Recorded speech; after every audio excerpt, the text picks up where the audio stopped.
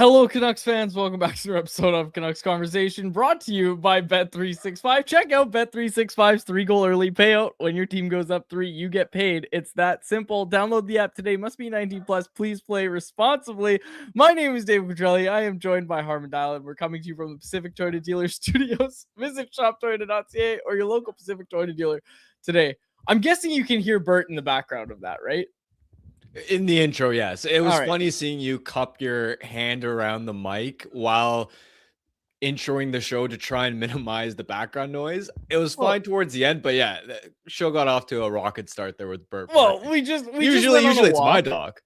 Oh, there's someone at the door. Damn it. Okay. Well, okay. I don't really blame him. I was just going to say, we just went for a walk. And notice he stopped barking because he hears me saying the W word. We just went for a walk and I put him on the couch and I was like, all right, buddy, I'm going to go do the show. You got to relax, which he knows to be quiet and relax during the show. We've worked on that. We've really worked on this. And I guess someone just came to the door and that's why he started barking. But literally as soon as I said, hello, Canucks fans, he just starts going nuts. So anyway, I'm glad that's I heard over. your hello Canucks fans greeting and just went nuts after what an exhilarating game last night. I made him watch it too. He has to watch the games with me. Well, that's the funny thing. When after the show, you, me, and Jacob, we usually stick around and talk for a few minutes. And as soon as I say like, all right, see you guys, or whatever I say, he gets up off the couch and comes right up to the door because he knows that whenever I'm done talking, it means that I'm gonna go say hi to him. Anyways, how about your dog? Let's talk about your dog. Well, he's hilarious in the sense that it's the same thing about like little tells and triggers. As soon as I put my shake cup down, like as in like I finished breakfast, he like goes nuts because he knows he's gonna get breakfast next. Nice. As soon as if I'm in the other room in my laptop and I close the laptop lid and it's not even that loud, he immediately gets up and gets all excited that we're gonna do something. Isn't that the best though? It's the best. Yeah. Anyway, can you tell we don't want to talk about the Canucks game? Well, we're gonna have to. Our chat's actually bumping today on a sunny Friday afternoon, which makes me want to tell everybody about our Super Chat charity partner this season, the BC Mental Health Foundation. You want to make sure your question or comment gets on the show? Hit us with a Super Chat. Proceeds from our Super Chat go to the BC Mental Health Foundation, changing the face of mental health and addiction by spreading breakthroughs in care, public understanding, research, and knowledge exchange. Carl in the chat said, I just watched the highlights a few minutes ago. Even jumping those in fast forward was painful. Hey, the Canucks had a pretty good second period. Like, they were good on the forecheck. It just didn't amount to many scoring chances, is what I noted in instant reaction. From a territorial perspective, it was great, but we were talking about, yesterday's game, one of the hype parts of it was, chance to spoil the Kings season. We all want to see the Sharks in the playoffs. Canucks have a great chance to do that. I asked you to give us a big go Canucks go heading into the game. Didn't get one. But man, that effort last night, it just, and I'm not even coming on. I have no energy to come on here and say like, I can't believe the Canucks put in a bad effort. But it's like, how much do you want us to talk about it when they played like one period of hockey? Well, I will say territorially, you're right. It's not as if they got so badly outplayed, right? The shot attempts at 5-on-5 were even in that game. Expected goals were around even. Kings had a slight edge in high danger chances. But even with this team, when they control play, they just don't have the finishers and the dynamic game breakers to consistently get to the inside and bury a lot of their chances. And from a defensive standpoint, even if they're not giving up a really egregiously high volume of shots, you still have breakdowns. A minute and a half into the game, I'm wondering how Adrian Kempe was that wide open in the slot. You had so many Canucks jerseys in the vicinity. Nobody picks him up, right? And this is part of being a rebuilding young team that on paper is the worst in the NHL, is you're going to have lapses like that. And I can't fault their effort necessarily in that game. It's not like they didn't show up at all, but I'm not gonna act like it wasn't a little bit disappointing with the storyline of, are they going to play spoiler and a minute and a half in, they get scored on in that fashion. Why are they pulling the goalie so much? Like, they're down 3 and they're pulling the goalie. I don't know, man. Do you remember when I complained about this with the Avalanche? When they were down 3 and they pulled their goalie? I didn't like that. Why are you pulling your goalie down 3, man? Just stop it. It never works. Well, you call it disrespectful, and we clowned on you for that. There was context to why that was disrespectful. This isn't disrespectful, but when the Avs did it, it was absolutely disrespectful. Don't even come at me with that. We're not rehashing this. We don't have time. Anything on the game that you're dying to talk about? No, I think we got PJ waiting, and I'm excited to talk to him. So let's do it. Let's get to Patrick Johnston, who's brought to you by our friends over at Pacific Toyota Dealers and the Toyota Prius plug-in hybrid, a no-compromise approach to electric vehicles that offers the best of both worlds. Drive up 72 kilometers on battery alone, enough to get you from downtown to the rink, the grocery store, and home to recharge. Seamlessly transition from electric mode to the gas engine for a combined range of 962 kilometers. There's no sacrifices when it comes to horsepower style with its sleek, low, and wide exterior and sophisticated interior. It's loaded with tech that's actually used. Plug in to recharge at home or at one of the over 2,000 public charging stations in BC alone. Visit shoptoyota.ca or your local Pacific Toyota dealer during Red Tag Days from March through May. Patrick Johnston joins us now. Patrick Johnston of the province. PJ, you must be enjoying this weather. I know we live similar lifestyles. You've got kids. I've got a dog. I always tell you how similar that is. We live similar lifestyles. I know you're enjoying the sunshine. Getting kids out the door is definitely a lot easier. There is no doubt about that. Yeah, can't complain. Very happy with the weather. Very inspiring after last night's game. List goes on, right? I literally wrote 4 lines, like at the top of my game. We do the grades, right? And generally we write a few things at the top. Here's some thoughts on the game, whatever. I literally wrote 4 lines and then got into the fact they've lost 48 games and could hit 50. Probably will hit 50. And then made the error of writing 3 games to go. And then Adam K texted me, hey, there's actually 4 games to go. And I was like, how is this possible? PJ, you wrote, I believe today, about the front office, right? And there's been a lot of speculation lately about, is Patrick Allvin going to be back? What's going on with RJ? What's the latest that you've been hearing on that front? I mean, it's the question with RJ. Obviously we had the dueling reports of whether the Canucks blocked interest or not. I mean, my best guess, I think, in between is there's some kind of semantic game going on.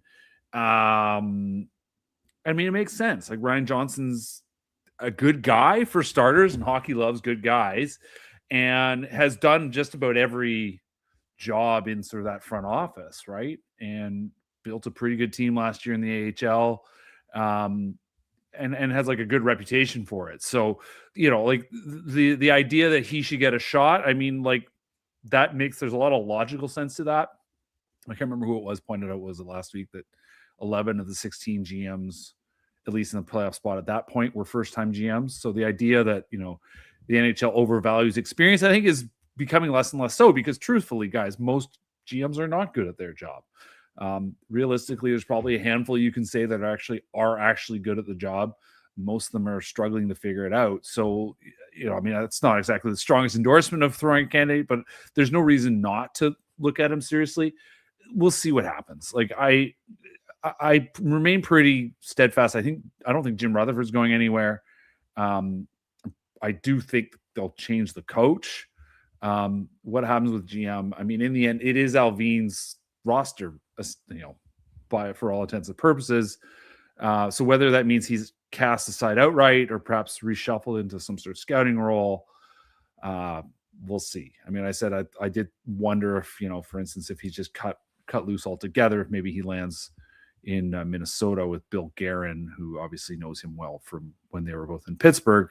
But things have to happen first for any kind of speculation like that to start. Okay, I was going to ask you about the Minnesota thing, but you kind of answered it there. Yeah. I want to talk about about Foote for a second here, sure. Because you said you don't think he's back next year. I've said a few times I don't think he should be back next year, but I'm sorry, let's call a spade a spade. When I start seeing Elliot Friedman, Darren Schreiker, all the national guys coming out and starting to talk about, oh, well, you can't fire Adam Foote, that's disrespectful, all this stuff that we've been hearing from those guys, I'm always like, I'm thinking to myself, like, okay, this is just the Canucks prepping everybody for it. They're bringing back Adam Foote next year. Yeah, I mean, we'll see, right? Like, I don't have any fresh intel on this, but like, it's both sort of the logic of it all and just bits that I've kind of heard. Yeah. I think, like, I don't think there's a rebellion in the room, but I go back to 2 different things I've written and noted recently. But one of them is, I've talked about it many times before, which goes back 2017 or 2018. 2018 must have been 2018. So the radio station used to do a Friday roundtable, and I used to show up on that. And every once in a while, Chris Higgins would show up there. And at one point, he talked about how 90% of what the coach said, the players had to believe. And I kind of looked at him, and I knew who he was talking about. He didn't say it, but look at who his experience was at the end of his NHL career. He's talking about Willie, right?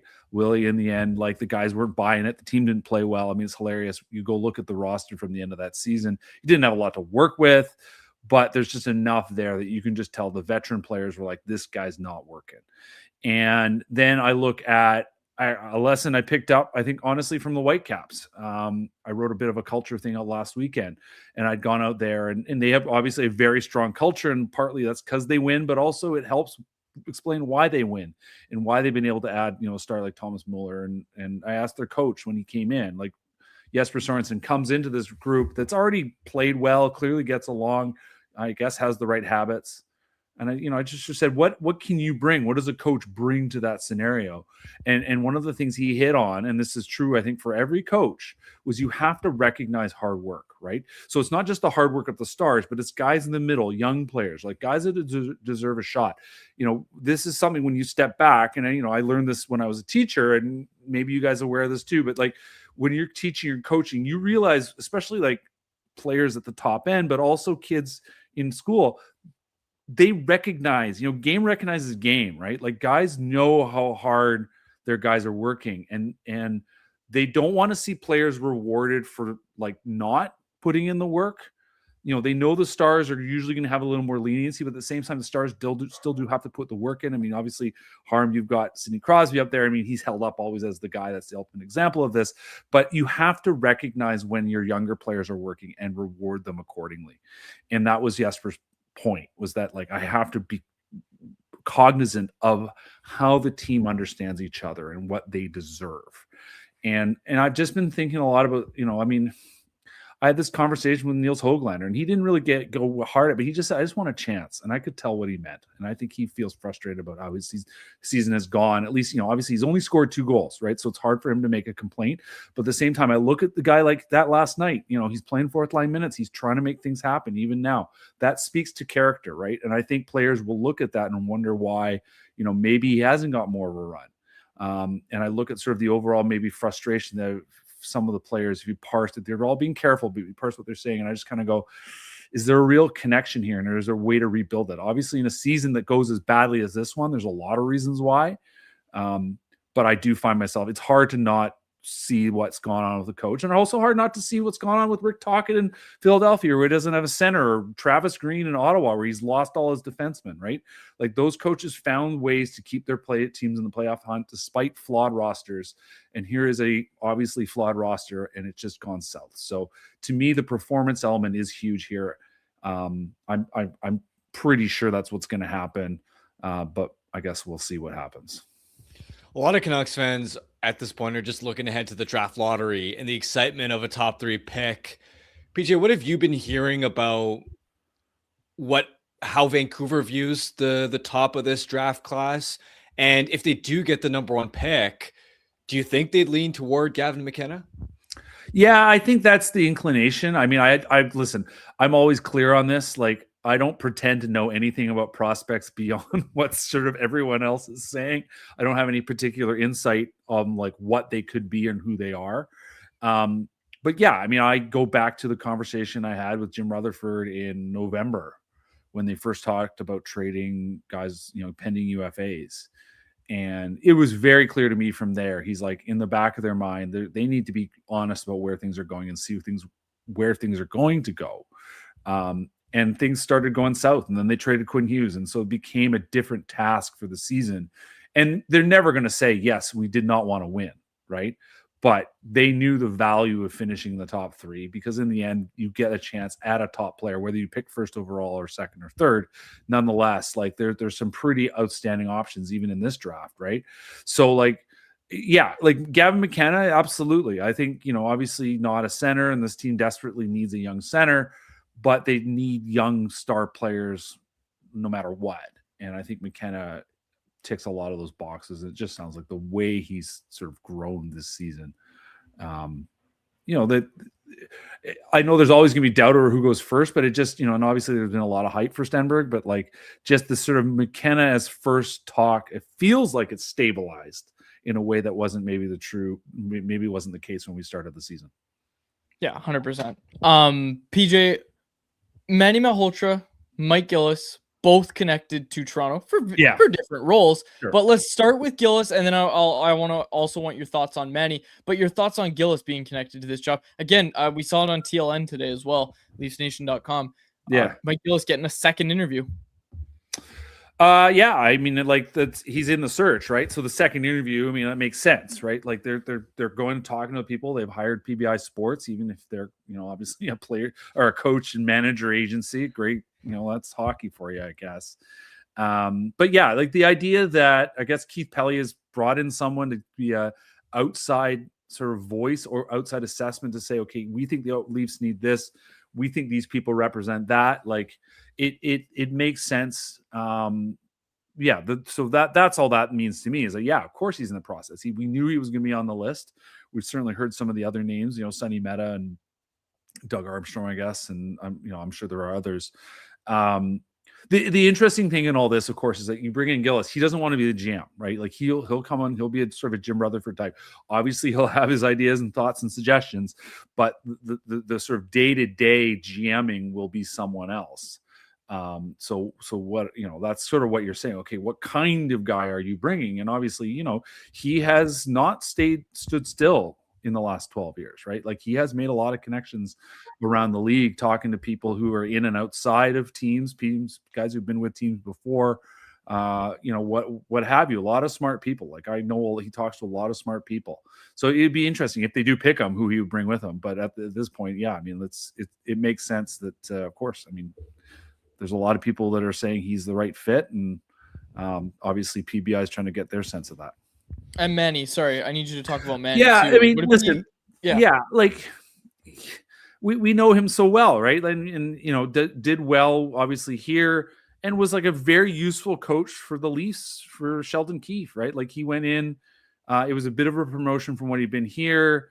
Obviously, was a raise as well. Like he went there, left with a good reputation, and came to a new opportunity because he wants to be a head coach, right? Like he came here because there was an opening and he wanted to take that next step forward to get a chance to run a whole team. And I certainly think in these 2 years, I mean, he's had both ends of the experience, right? And nonetheless, working his way through and a sort of a motivational challenge this year as much as anything. So I can buy it. It makes sense. I mean, he's again, it's also the other thing to remember in all this is that part of the game is how you sell yourself. I mean, obviously lots of people have come and gone in hockey who are better sellers than actual performers. I think in Manny's case, the evidence is pretty strong that not only does he sell himself well, but he's actually good at the job. Going back to Mike Gillis for a second, it's clear he's made a lot of money in his career. Yeah. He's at an age where he really doesn't need to work again.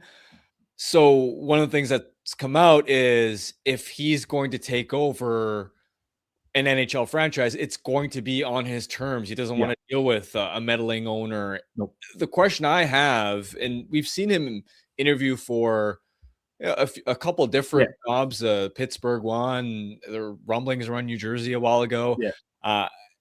Do you think the structure will actually exist in a spot like Toronto to give him that full autonomy for him to be a realistic president of hockey ops candidate? I mean, look at Brendan Shanahan in the end, obviously dealt with a lot from above, but generally we never heard noise of like interference at the sort of managerial level. Kyle Dubas and Lou Lamoriello, who were the two GMs for Brendan Shanahan, like they both were given space to work.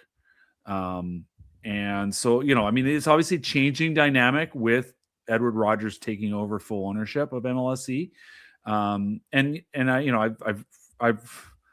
I've mentioned this before. Like there was this the first time I covered a game there, this surreal moment where Jay Pat and I are standing in the hallway outside the Leafs dressing room, and on the wall is a picture of every single person who's ever been on the board of directors of Maple Leaf Gardens or MLSE. And you're just kind of like, it's a weird environment because not only is it about the hockey, but it's about being seen. And so to be involved with the Leafs in any way, shape, or form has extra meaning in that town. And you can see why in the past there have been problems with pressures from above, whether, no matter sort of who the boss was.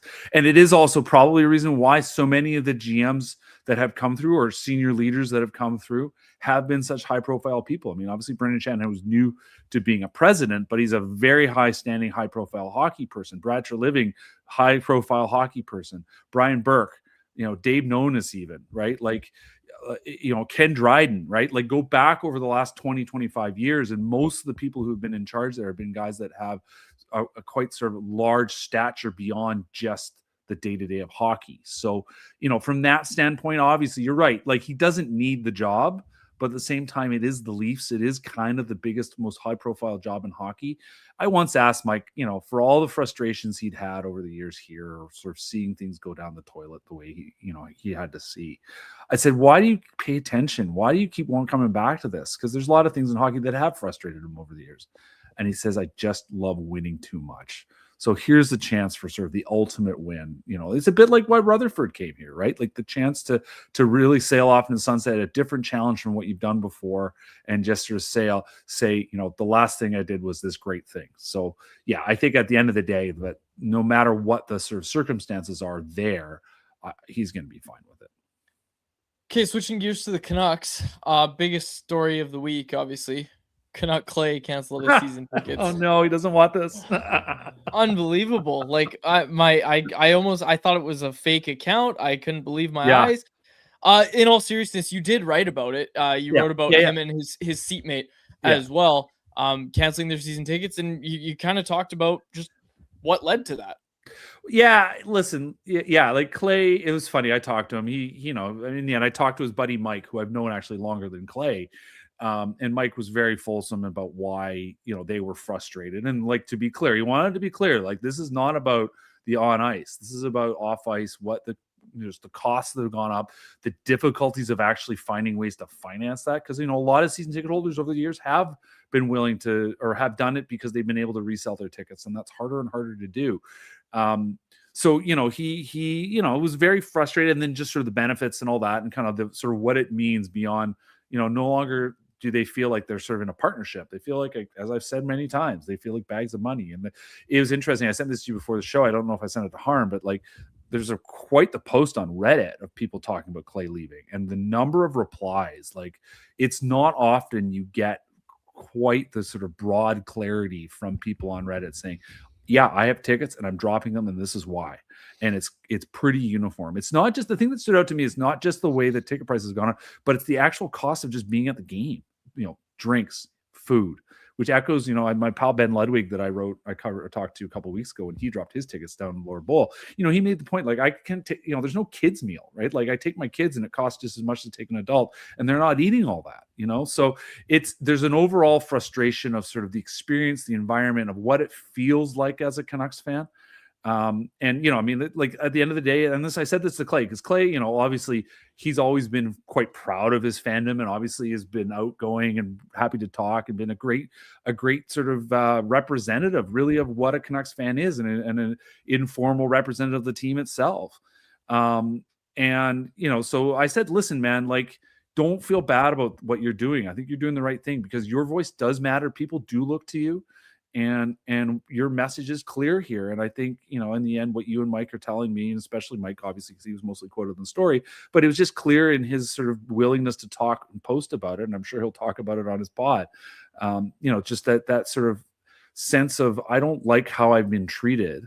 And even me, who's like like, I'm the most positive, outgoing person that you can find. And even me is like, they just didn't care. And so there's frustration there, and I get it. And it's broad. People want to care about this team. Like, that's the thing that remains, right? People keep buying cheap tickets because it's their chance to go see. And the Canucks, I think, in a certain level, are leaning on that. People want to care about this team. They just want to feel like they're cared about back in reverse. You know what I'm trying to say? Yeah. One of the other big talking points this week was Trance's article. He did a What I'm Hearing piece. Yeah. And one part of it, he it was very carefully worded. I want to preface it by saying that it wasn't like Canucks are definitely looking to move their draft picks for younger players, but it insinuated that there is at least some level of open-mindedness to that possibility. Now, Quads and I discussed it earlier this week. One of the points I forgot to mention then is even ahead of the trade deadline, when it came to this discussion around the Canucks listening on their pending UFAs and some of their other veterans, like I had heard the same message then from a very high level source that we are open even back then for moving our vets, guys like Garland, Myers, Sherwood. We're willing to take back prospects, young players as well. And I find it interesting that at the deadline they went, you know what, we're just going to take the draft picks. And I think that was a recognition that unless it's a perfect Zegras-like situation, as the example I gave, unless a perfect opportunity falls into your lap for a young guy, where it's like, we have to do this. This makes all the sense in the world. That was interesting to me, where it was like, open-minded doesn't mean they're aggressively pursuing that. Right. And I think a lot of people are worried about, are they aggressively pursuing that and trying to accelerate? I'm curious where you stand when you see a report like that. Well, do you think the Canucks are actually looking to cash in on those extra draft picks or young players, or do you think it's only if the perfect opportunity drops into our lap type of thing? Yeah, I mean, I found myself thinking a little bit back to it's the opposite of what we used to assume, really, right? Like, think back to the fall, and again, I when I talked to Rutherford, and I said, we were talking about what are you looking for, and and our assumption had always been that they would prefer to get a young player in, and there's always obviously reasons to look at guys that are closer to playing than picking up a guy that's going to be 18 and is 5 years away or whatever. But he actually said, and I went back and clarified, I'm like, you are actually interested in also just draft picks? And he goes, yeah. And that, I remember that at that point, you're like, everyone's like, oh, thank God. They're actually going to be like in this for the long haul, as opposed to try to do the shortcut thing that they used to do. So when I hear that, I'm just kind of like, wait, hold on, folks. Like, what do we want to hear? Like, we used to like hearing draft picks. Now we're getting upset about the opposite. Like, what at the end of the day, they do the premise that they're presenting anyway is that we are going to make the moves in front of us that make the most sense for building this new era, right? So and I think you're exactly right, Harm. Like, fundamentally, if the right trade comes along and there's a person available and it is a Zegras type player, like, I don't think people should be thinking of, oh my God, who's the defenseman? Oh my gosh, we got a long list. We got Emerson Edom. We've got Adam. What's his name? Clendening, right? Like what a terrible decision that was in so many respects. I don't think we're at risk of that, because I don't know. I just don't think they're risking that. But I do listen. If there's it is the same thing as the Dubas thing, right? Like, and I've written about this a few times now, but like, look what Kyle Dubas did in Pittsburgh. Shows up in 2023, no prospects, bunch of aging veterans. He's shored up the team while at the same time also picking up picks along the way. And part of the reason why they have so many second rounders is that you can flip those into things now. Like, they can start reinforcing their roster. Right. And so the fact that Alvin did spend some time to add add more firsts, add more seconds, like those can be used. Those absolutely, like, in the short term, they absolutely, and this is why I get why people are concerned. They absolutely need to add prospects, like pure prospects, guys that are 18 that they can turn into NHLers in 3 seasons, But at the same time, you get a year from now, like, they get Gavin McKenna, they have a new coach, things are starting to kind of reset in a direction you want them to be. Then you can start thinking about what you're doing with those extra picks, right? Like, that to me is, I think, what we're talking about. Whether it's in the short term or the long term is also obviously an issue. And I get why people are anxious about that happening in terms of short term. But I'm also saying, well, let's take a moment. Let's take a deep breath. If they do that, that's crazy. Like, if they do take the shortcut route and go for a young player and sell off all these seconds, That's nuts. But if they don't, and I don't think there's any reason to think, as you said, Harm, that that's actually what's happening, then we'll, things will be fine. I'm gonna avoid crashing out again because I did it earlier this week. It was one of my all-time rants with Harmon. Yeah. But I'll just say, like, at one point, people were excited about Emerson Edom. At one point, we were building a statue for Jim Benning for the Derek Pouliot trade. So, right. If the right trade comes along, you don't know that it's for sure going to work out. And I'm not saying you, PJ. I know this is not what you just said. But this idea that, if the perfect trade comes, first of all, that's going to be very rare to see something like a Zegras come about. And what's the reach for a Zegras, right? And then all of a sudden you're looking at, it's a little worse than Zegras, but we still like the player. And then, where are we? We're back in the mushy middle. You know how you don't get Braden Point and Nikita Kucherov outside of the first round? You trade away the picks that you got for poop. I fully agree, but the point I'm trying to make is don't crash out just because there was a report that you're vaguely said that they're open-minded to the possibility of it. If they go out and make those moves, of course. But this is why I wanted to also mention, I had heard they were open-minded in kind of the same way ahead of the deadline when it came to selling off a lot of their players. And I think that is at least evidence that, they're not going to force it if it's not there. And they do actually, at this stage, are showing that, hey, we're just gonna keep stockpiling these picks. So I'm just not gonna crash out and freak out until I see them actually do it. And I think the thing to remember, and like a lot of things get talked about, very few of them actually happen. I mean, can we just review quickly the Zegras trade? Like, there's a guy that was, Anaheim was ready to move on. He had a terrible season, and they traded him for Ryan Poehling, a second rounder and a fourth rounder, right? And like Ryan Poehling is a perfectly adequate NHLer, but Ryan Poehling is also on his fourth NHL team, right? So like the bet was not hard. It was just kind of like, we're going to move on from a depth center, the kind of center that you should always be ready to move on from. And we're going to take a big swing on a guy who maybe just needs a reset. And he's done great. And, in many ways, the kind of guy that, that's going to sort of both drive Rick Tocchet nuts, but also if Rick Tocchet can connect with, like, it's going to go well. And clearly it's gone well. Like, he's had a really strong season. So those are the kind of swings we've known for ages. These are the kind of swings the Canucks have been interested in taking. They haven't really taken many of them, actually, like, executed on them.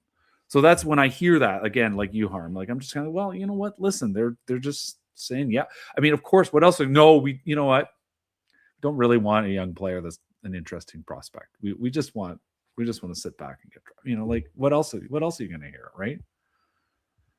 Fair enough. With to get back to the on ice product for a second, where are you at with Elias Pettersson? Because evaluating the season, it obviously hasn't been the hey, I'm back type of bounce back that a lot of people were hoping for. But at the same time, there is the point that, hey, he's been stuck playing with the likes of Vander Kane and struggling Jake DeBrusk at 5-on-5, Drew O'Connor at times. Hasn't had a lot of help on his wings. Right. Now, that doesn't fully excuse his performance, but it is some context. Yeah. What do you make of his season as a whole? Well, it's, it's funny. You guys were talking about the game last night and not having much to talk about. Like, he played. One of the things I noted was that line, at least, they had been absolutely atrocious, right? They were two weeks ago when the Kings were here. Like, and that was I don't know if you remember, but that was my question post game when I basically said, like, Adam, don't you need more from your first line? And because they were awful. And they, like, on a lineup that's, let's be fair, desperate for NHLers, that line, it was Pettersson and Kane, and I think DeBrusk, was desperate for first line, for actual NHL talent. And here is actual NHL talent, and they were a speed bump for Anze Kopitar on the road, like at Rogers Arena. So last night, here they are. They punched up, they were above water. They did fine. They were a lot better than what you gotten, and yet you still didn't get a goal. You didn't get a lot of shots. Certainly, you got some shots and they controlled their play, but you didn't get any goals. And that is, to me, been the biggest problem with Elias Pettersson's game, no matter who he's played with.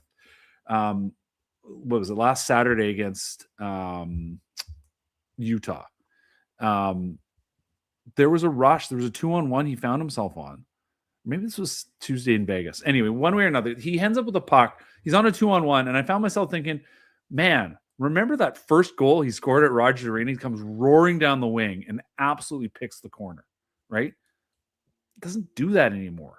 And like that to me is such a statement on like where he's at for all the block shots, for all the kind of hustle and heart he's shown, like just on an individual basis. He's just not shooting enough. And it's just absolutely astounding to me what's happened there. And, you go look at his shot rate per 60, and this is what I've been pulling up. He's 15th on the team. And that's, 14th if you throw out Joe LeBate in his one game, right? But of guys that have played regular minutes, and including like the likes of Curtis Douglas, who apparently is a regular, and Filipino, who was briefly a regular, like he is way down the list. He's behind Liam Ogren. He's behind, you talk about Drew O'Connor. Drew O'Connor shoots the puck, right? Like he's behind Drew O'Connor. Like he's behind Linus Karlsson. He's behind Jake DeBrusk. Like these guys all get the puck off their stick. We know Evander Kane loves to shoot, not great shots. So it's just, he more than anything, I just find myself thinking back to that, after the 23-24 season, when obviously he had the second half slump, and he was carrying Ilya Mikheyev's carcass around the ice every night. We talked about, maybe he'll do better with a different winger. At the end of the day, it's just on him, and there's just not enough happening. Like that first game, let's not forget, I'll close the point with this. That first game, that goal off the rush, his wingers were Goldie and Louis Eriksson. Like it's kind of astounding that he and obviously players get scouted and all that kind of stuff. It's just the fact he hasn't been able to find a different way to play or find those shots or go to the net. Like it's just that more than anything for me, his shot rate is just not enough, and that in the end is on him. Will the Canucks try to move him this offseason, do you think? Yeah, like I don't know if they can. I've been warming up to this idea a little bit more. Oh yeah, no, there's certainly, like, clearly they get calls. Like I can tell you, they get calls, and I can tell you there are teams that are still interested.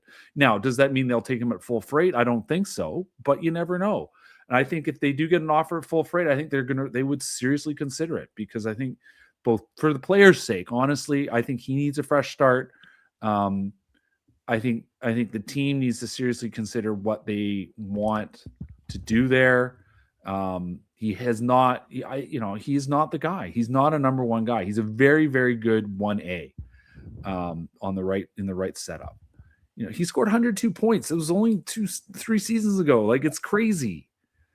Was that 3 seasons ago or 2 seasons ago? I mean, whatever. And remember, before he got hurt or whatever happened at the end of 2024, like he was on pace for another 100-point season. So it's just, it's all just so strange.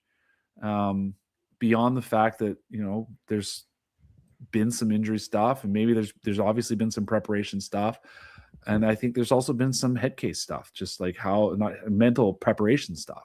Head case is the wrong word, but I think it's a combination of things, and I think he could certainly do with a fresh start somewhere else. Do you think that changes at all if they get the number 1 pick? All of a sudden you are in a position to draft Gavin McKenna, right, and you maybe think, could McKenna, maybe not in his rookie season per se, but by the time McKenna's 19, 20 years old, be the star winger that maybe gets Elias Pettersson back to maybe not being a 100-point guy. I don't think anybody's expecting him to get back to that level, but a 70 to 80-point guy.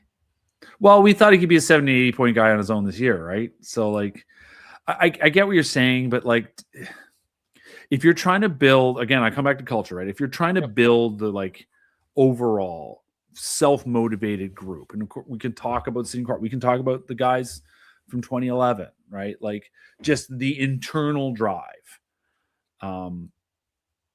I just, to me, the idea that, we can remake this guy. And this goes back to, I was thinking about this earlier, like you go back to that press conference at the end of 2022, and Patrick Allvin kind of fingered all the guys and said, all these guys need to figure out how to be better. And one of those guys was JT Miller. Like, why was JT Miller a bet? Like, he was a bet to improve himself, but like nothing he'd done in his career, he'd always had force of will, and we knew that, and he did actually come in great, finally fully prepared last year, et cetera, et cetera. But like his overall sort of approach I mean, he was obviously a fan favorite and he connected with people because he felt like a regular guy. But like, what did he do to actually elevate his game on his own? He just played hard. That was good. That was great. But like the Bo Horvat story was the story you wanted. He was the guy who'd gone on his own and made himself better, right? That's a criticism of Pettersson. He's not done that on his own, right? So that to me remains sort of the unfortunate truth in all this is that he, the immense amount of talent, and he's not the first, nor will he be the last guy who didn't recognize, at least not in time, how to optimize himself. And so it becomes a question of how do you find guys that are really, really good at optimizing themselves and making themselves as good as they can be from day one. And so, listen, it's possible. Sure. If they don't move on from him, like, I think it's not a bad bet to make. Like, he could be a guy that connects, but at the end of the day, it may just make the most sense for him and for the team, for him to have a start in a new place. Couple quick comments in the chat. This is good. This one's from Cody. He said, is it not deeply concerning that an $11.6 million forward needs an 18-year-old to jump his battery? Not exactly a guy you want setting the tone in the room. Mike in the chat said, what are the guys in the room saying about EP? That's all that really matters. I was going to ask you this a couple weeks ago. I had this question for you. Is it not a little bit concerning that, like, we've heard the young guys, and I'm not there every day anymore. Yeah. I'm not. But you are, and from what I've seen as well, reported and what I've seen from the room, is it not a little bit concerning that we hear, Philip Hronik getting praise, Brock Besser getting praise, Marco Rossi, these other guys getting praise? Is it just me, or I have not heard these young guys talking about, oh, what a great resource Elias Pettersson's been for me? I haven't heard that from one guy. Listen, like, I'm always careful to avoid criticizing people for being who they are, and I think that's important to understand, is that, like, leaders take on different forms, and the way Elias Pettersson is always going to lead and has led in the past was just through his play. He's not a guy that's, he's an introvert. He's a guy he's a lone wolf kind of character. He is happy to be, as far as I can tell, to be around the group. But at the end of the day, he's not a guy. He's not a Hronik guy. I mean, he's not a Brock Besser guy. Like the guys that are making a difference in that room are going to set the tone, and he will, if he remains here, will carry on and will be next to that, and that's fine. I guess you need to sit back and say, can someone be that sort of that on their own sort of space and actually have it all carry forward? And that goes to the question overall. Like, they talked, we know that they blew up a lot of this because they recognized not only had they signed certain players to contracts expecting this team to be in a different direction, but they also recognize that at the end of the day, if they really want to fix this culture, they got to move on from a lot of the guys. I mean, I wrote this was something I wrote last year, that they were aware last year that they had a bit of a culture problem and that they probably were going to need to go in this direction. At that point, I don't think Pettersson's I don't think he's a net negative. It's just a positive element of what you're trying to do. Like, the commenter's right. Like, he's not a guy that gets brought up as someone who's having a big influence in the room. It's not a bad thing. At the same time, he is one of the star players, and people are going to look to him. And then I know frustration in the past is that the role is a hard one to play. Most people, I think, are probably a little wired better than he is to play that role. And I know that has been a challenge for him, just of who he is. PJ, we ran very long with you, but we really appreciate you taking the time today. Go pick up your kids, go do what you got to do. We appreciate you being here. Yeah. Okay. Take care, guys. There he is, Patrick Johnston. Go read his work. Lots of good stuff lately from PJ. Well, not late, all the time, but a couple pieces that you really should read, the ones we discussed over at theprovince.com. All right, just ahead of anyone else, I want to tell everybody about our friends over at Greta. Great spot for all games, home and away. Also a great spot for the draft lottery, May 5th. Come hang out with us. We think it's going to go well, but we'll see. It's going to be fun regardless. We're going to have a live stream. We're going to have a lot of fun. May 5th, put it in your calendar. Draft lottery, come hang out with Canucks Convo.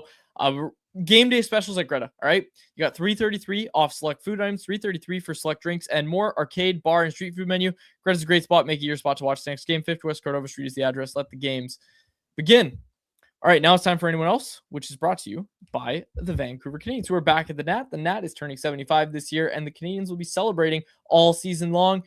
This isn't part of my ad read. I don't know why I'm telling people about it, because it feels like they haven't advertised it a ton, but man, 75-cent hot dogs. on Tuesdays. I'm going to be going to a lot of Tuesday games. I could down like at least 2 or 3 hot dogs and, be happy, be content. So anyway, 75-cent hot dogs on Tuesdays. There is the Nooner at the Nat happening right now. Actually, they are back this year. June 1st, you're going to have the new rooftop patio as well. Caesar at home all week. Games tomorrow and Sunday against the Eugene Emeralds, who have disgusting jerseys, by the way. The M's, gross jerseys. Anyways, this Sunday is a family fun Sunday with an umbrella giveaway. Get your tickets now. Call 604-872-5232 or check out CanadiansBaseball.com. All right. Does anyone else? Someone brought this up in the chat. Here it is. Tillo said, Stars fans hate Myers. Have you seen some of the conversations around Tyler Myers right now? Apparently it's been all chaos and not much, here's Tyler Myers in Rick Tocchet's system. Look how much better he is. It hasn't been a lot of that, apparently. Yeah, I was surprised to see a couple of the tweets. I think his first couple of games in Dallas went well. Hasn't gone well for him lately. We'll see. Ultimately, come playoff time, that's what is actually going to matter. Where I remember when Elias Lindholm was terrible for the Canucks down the stretch, and then playoffs rolled around and he was great, scored clutch OT winner against Nashville. He was tied for the team lead in points in the second round against Edmonton. And then the fact that Lindholm didn't produce down the stretch in the regular season, it didn't matter whatsoever. So we'll see. It's always difficult to uproot your life, especially when you've got a young family, and move completely, like not just move to a different city, move from Vancouver to Texas. That's far.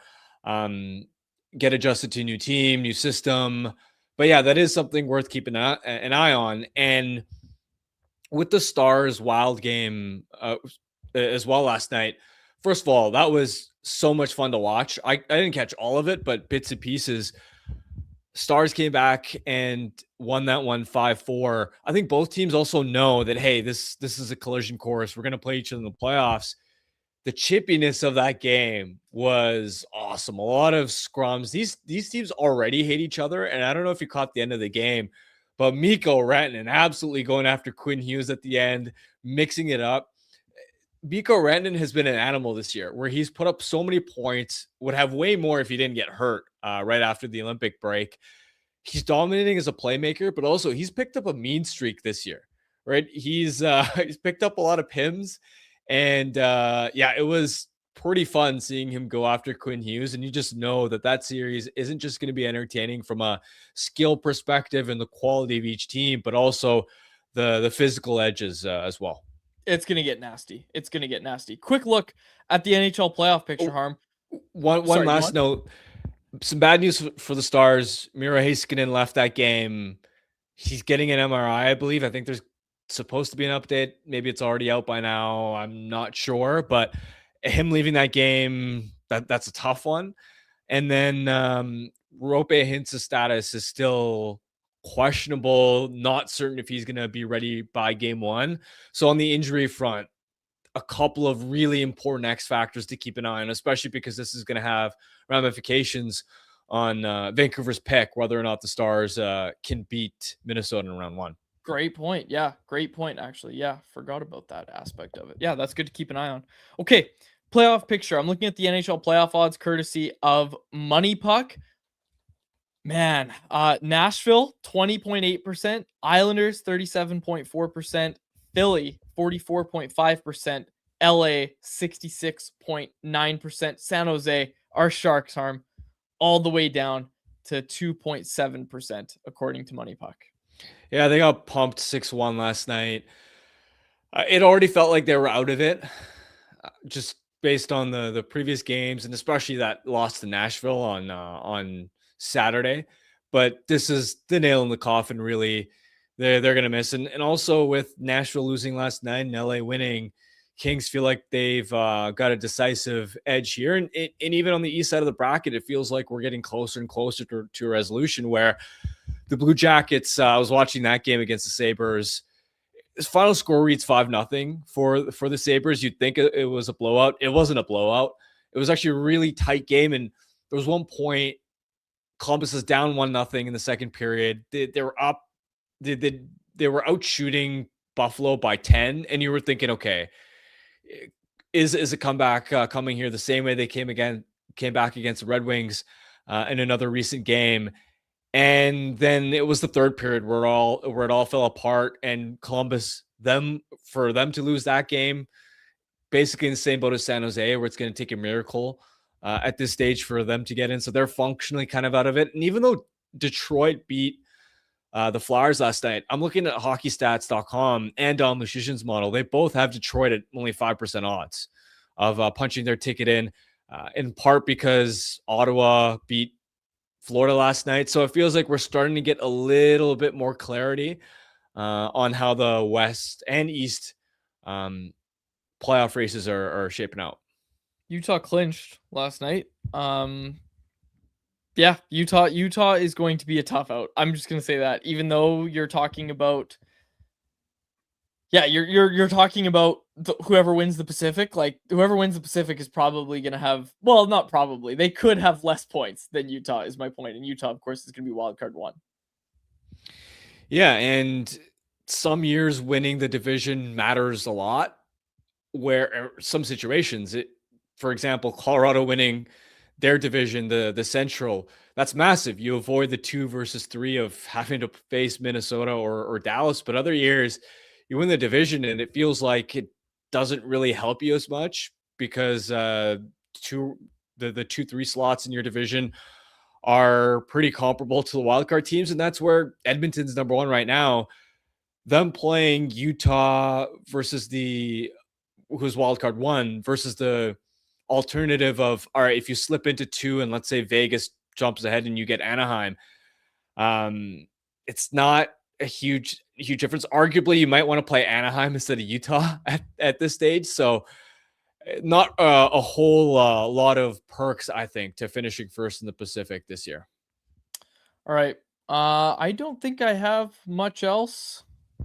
Oh, yeah. Canucks play Sharks tomorrow. It's Kiefer Sherwood's first game against the Canucks since the trade. So we're launching Sherwood Week over at Canucks Army. That'll actually get much better reception than the infamous Hughes Week. I stand by Hughes Week. I will stand by Hughes Week. So people like the actual content. People are just... Yeah, it was a good idea. I know. The initial framing of the tweet was just a little wild. Yes, I know. I already owned up to the mistake. I'm not doing it again. Yeah. Right? I'm not asking you to do it again. No, I'm not. Hey, we got something from DJ in the chat. 2 questions. First, he said, Harm, can we get a Go Canucks Go? I know you're not going to do that, but the second question is, Harm, can we get a Go Sharks Go? Well, the Sharks are dead. They're dead to me. It's over. So I don't even have the energy to invest emotionally into a Go Sharks Go chant. Here, I'll do this. I'll give the people the Vancouver chant if they win the first overall pick. Oh, okay. Nice. If they win the first overall pick on the live stream, on the live stream, book it. Yo, dude, no. Hang on. We need to up the ante a little bit. On the live stream, but there's also the mic at Greta where you can talk to everybody in the restaurant on the speaker. You know how I do that during our watch party? I host. You have to do it into both mics. You need to say Go Canucks Go into both mics. Book it. Done. Yes. Oh, man. I so badly need the Canucks to win the first overall pick. Speaking of which, Tankathon. Jacob, let's do it. And now, man, I just guaranteed that the draft lottery party that we're doing is going to sell out because you don't want to miss the chance to hear Harm give a big Go Canucks Go. Jacob, Tankathon, let's do it. Did we lose Jacob? Here we go. We're good. There he is. Yeah. I was just saying, I don't even think we're going to sell out. The tickets are going to be free. It's a free event. So like sold out. Sure. That's what I'll advertise. Anyways, here no we tickets go. Available. That's what I'll say. As soon as yeah, no tickets. Yes, yes, we are at capacity. That's right. We're fully booked. Anyways, here is our Tankathon sim to wrap up the week. Very little movement. Chicago and Vancouver swap spots. The same 2 players likely will get taken. Just the Canucks now don't have a choice. They will get whoever is left over, assuming both Chicago and Vancouver have McKenna and Stenberg at 1 and 2. Harman's reaching new levels of man of the people. Like that's, yeah. I applaud you, Harm. That's literally a new level of man of the people. I so badly need the first overall pick to go to the Canucks now. so badly. All right. If you didn't catch it, folks, today is episode 999 of Canucks Conversation. Monday will be episode 1000 of Canucks Convo. I've been here since episode 61. Harm, you've been here since like 300, I think. Literally, you've done more shows of Canucks Convo at this point than than the existence of the show. You've done more of them. That's crazy. That's crazy to think about. But yeah, episode 1000 of Canucks Convo on Monday. It's gonna be fun. It's gonna be a lot of fun. We're gonna have a good time. I'm hyped for it, and especially a couple guests that we got lined up. No spoilers yet, but well, we did mention yesterday on the show that Max Lapierre will be back. We said on the show yesterday we were recording. Did we say that? Yeah, you no, did. We didn't. Yes, you did. You said that. You 100% said it. I'm like 90% sure we didn't say that. When we were explaining why we were going live at 1 o'clock. We just said a guest. I said a guest, Jacob. No, Jacob, I did not say Lapierre. We just said a guest. It's okay. No, it's fine. Okay, after the show quads, I'm digging it up and showing you. You literally went on for a minute about how Max Lapierre was so popular the first time we had him on. That was when we pre-recorded. That was when we pre-recorded with him. Whatever. It's Max Lapierre's coming on Monday. The chat is giving it to Jacob. Yeah. Okay. We did not say that yesterday. That is so funny. That's awesome. Okay, so Max Lapierre. Well, hey, there's one surprise guest that we've never had on. Yes. You want to spoil that one too, Jacob? No, I'm obviously not spoiling the live guest. No, we know that. So Max Lapierre joins us on Monday, and another guest joins us on Monday, but Jacob's not allowed to talk about it. You know what? We're hoping for a third guest, and we said yesterday we're hoping to get Faber. It's ridiculous that we have to be at the hoping stage, but anyways, whatever. Yeah. You know what though, Quads? When it comes to marketing, giving like a little bit of teasers are great, but then actually giving some information to draw the user in and then give them that big surprise the day of. That's good marketing. I stand by what I just did, accidentally leaking that we have Max Lapierre on the show. Elite coping. Oh man. Oh, guesses are coming into the chat. Mike in the Valley guessed Elias Pettersson. No, we can tell you it's not going to be a current Canuck. We can just tell you that. Yeah, We're local media. So, okay. Anything else that either of you have? Nope. All right, let's get to our Bet365 bet of the day. Jason Magna. Noah Jules. The good guesses. Jim Benning. Jim Benning. Quinn Hughes was a guess as well. No. It's two guesses for sure. Hopefully the third, but we'll see. Cody in the chat says, now that I know who the guests are, I'm not tuning in. Thanks, Jacob. No, we're gonna have a lot of fun. We're gonna have a lot of fun on Monday. It'll be a good time. All right, let's go to the ball diamond. Jacob, how you feeling about your Jays these days? Patrick Corbin on the bump. What is going on? Very bad. The problem is the way that they won games last year was play really good defense, have really good at bats, right? Don't strike out, draw your walks, be aggressive for base hits. And they're doing none of that. They look like a completely different team. And it's shocking how even with basically the same lineup, you swapped out Bo Bichette for Okamoto, and otherwise it's the same lineup for the most part that you ran last year, and they look like completely different ball players. I am very, very, very low on the Blue Jays right now. This feels like I can't watch them. They're unwatchable. This feels like the 2024 Canucks transitioning into the 2025 Canucks all over again. We had the one PDO Bender year where everything went magically right. Don't even say that. When people weren't expecting that, and then people get hyped because a couple splashy offseason upgrades, and you go into the season thinking they're going to be one of the best teams in the sport, and then the magic disappears. I will say it's an interesting comp, but like the Blue Jays were kind of the opposite for a few years. Like they had already built a team that was supposed to compete before last year and just couldn't figure it out for about 3 seasons. And then last year was kind of like the people were out on the Jays and then they went off last year. So I guess it's Just like the Canucks. I was going to say, yeah, like it is pretty similar to how the Canucks kind of went through that. I would say the difference is nothing that the Blue Jays did last year would be considered lucky. Like there are PDO type stats in baseball. Things like BABIP, so like your batting average on balls in play. That's kind of one of the big luck stats. And the Blue Jays were maybe slightly luckier than league average, but nothing like what we saw from the Canucks. So like, I don't think the Jays got lucky last year, but I do think they are playing their way out of what they did well last year. There's some really good ball talk going on in the chat right now too. Silo in the chat said Blue Jays are 1 for 18 with bases loaded so far. Yeah. That's gonna kill you no matter who you are. I don't care who you are. And that was a big problem a couple years ago too, and they fixed it last year, and they've completely given up on that. And approach. Mike in the Valley said everyone focuses on all the Jays injuries, but the offense is just brutal.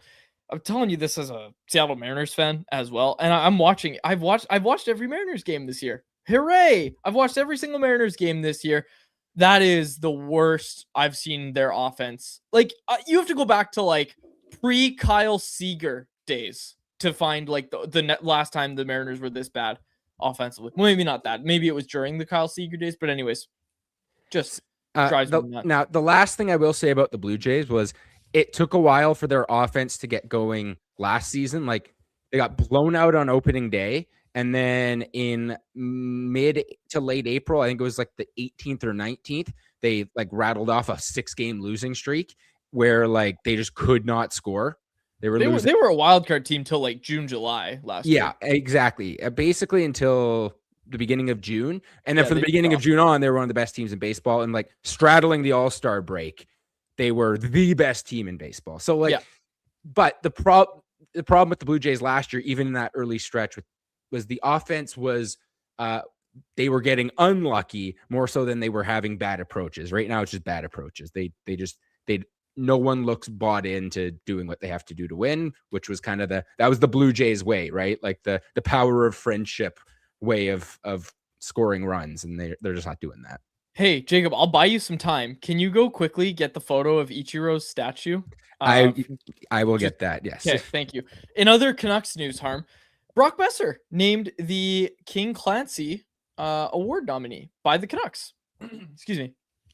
Again, the Clancy goes to one player, but it's each team nominates one of their players to be their representative. Canucks chose Besser. It's awarded annually to the player who best exemplifies leadership qualities on and off the ice and has made a noteworthy humanitarian contribution in his community. Shout out Brock Besser. Yeah, I'm back on the Besser captain train. I'll just say it. Please don't. I hate when you bring this up because I have to, like, I like Brock. I really like him as a person. I think surrounded by the right talent, he's a good player. But anytime you bring up this captain talk, I think he absolutely can be part of your leadership group and should wear an A. He's been a great teammate, sort of like the dad figure for a lot of these young guys. Similar to what Toffoli was doing in San Jose, but the whole captain talk for him, I don't see it. I like Brock a lot, but he goes through too many stretches where 20 games and when he isn't scoring, he's not doing a whole lot else. And if you're going to be the captain, you're going to be the catalyst for your team. You need to be in the fight every single night, and that just isn't Brock. Whereas when you look at Hronek, it's rare to point to how many off nights has Filip Hronek had this year. And I think when you're trying to rally guys, you're trying to inspire guys, you're trying to really push the envelope and get them to a high level and push them in practice and do all those sorts of things that a great leader needs to do. Your own standard of play and consistency needs to be so high. Otherwise, I don't think the message hits quite the same way. That's my only issue with naming Brock captain. I don't have any energy on a Friday afternoon to talk to you about this, so we'll talk about it later. Lots of time to talk about captains, and I'll talk Brock for captain. Here's the statue. The bat is completely bent. It's like broken in half. I don't know if you can see it, Harm. Look at the bat in Ichiro's hand. The statue of Ichiro, of course. The funniest part about this is Ichiro had a really good laugh about it. He was dying laughing as soon as he saw the statue, and he was laughing with Ken Griffey Jr. and pointing to everybody, pointing out the statue. And when he did his speech, he was like, "Don't worry, guys. It was just Mariano Rivera, who, of course, broke probably more bats than any closer in the game with his cutter, especially left-handed batters." So he made a joke of it. He just said, like, "Yeah, don't worry. It was just Mariano Rivera's fault." And I thought that was great. I thought it was so funny. And also, quick, how to have fun as a pro sports organization. The Mariners are doing a giveaway of Ichiro replica statues tonight. And they tweeted out within like an hour of this unveiling that, was a malfunction and wasn't how they wanted it to go. They tweeted out little mini replica statues with the bats all broken, and were like, updated the giveaway for tonight just so everybody knows. And they tweeted that out from their main account. And of course it's fixed now. They fixed the bat, they straightened it out. But they had some fun with it, and it was so funny to me. As soon as Ichiro sees it, he just starts laughing with Ken Griffey Jr. and pointing at the statue. It was great. It was awesome. And now it's up there. And shout out Ichiro, man. Shout out Ichiro. That's awesome. You know Ichiro, right? Like, of course I do. Okay. Good. Yeah, of course I do. I know that era of baseball. Ichiro, right. He was an automatic base hit every time.